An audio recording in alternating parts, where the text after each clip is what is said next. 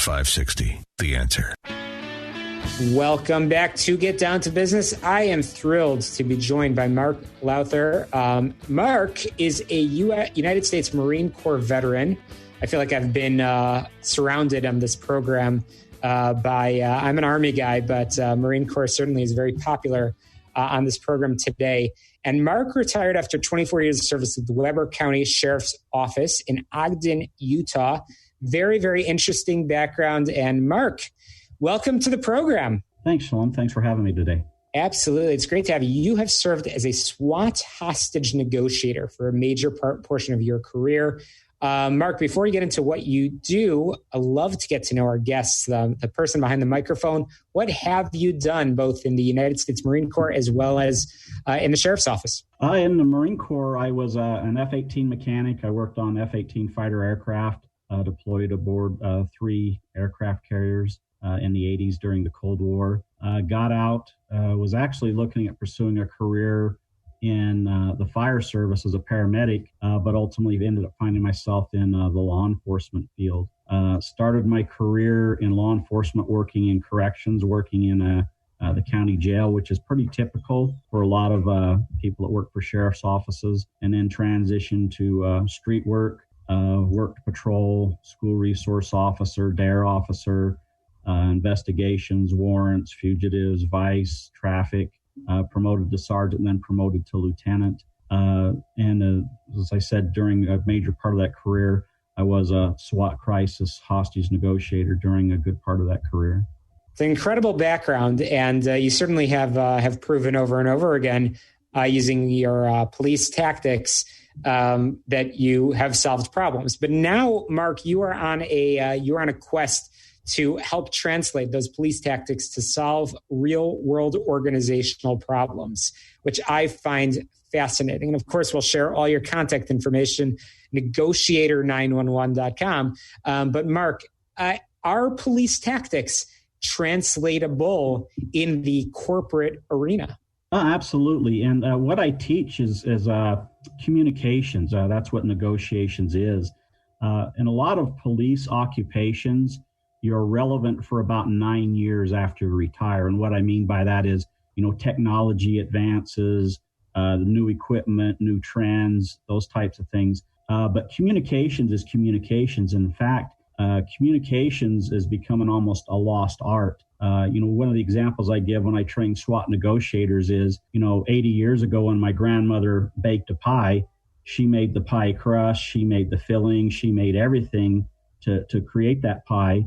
And then, 40 years ago when my mother made the pie, she bought the pie crust pre-made and then put the filling in, stuff like that. Today, when my wife makes a pie, she pulls it out of the freezer and sticks it in the oven. So it's easy to say you still know how to make a pie, but we've lost kind of a lot of those skills along the way. And with technology, email, Zoom, texting, Twitter, social media, a lot of times we kind of lose those basic communication skills.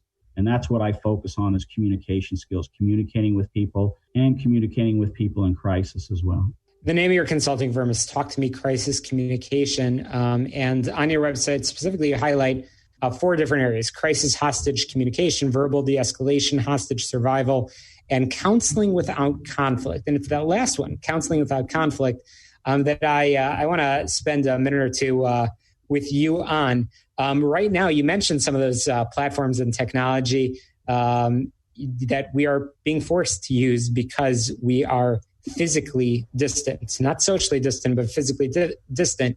It is possible that folks are not communicating as effectively as they would be face-to-face using some of those just natural cues that come across. I don't want to steal all of the secret sauce that you share with companies and organizations. What are some of the things that you would recommend for our listeners that are being forced to run their teams remotely? And how can folks improve their communication skills?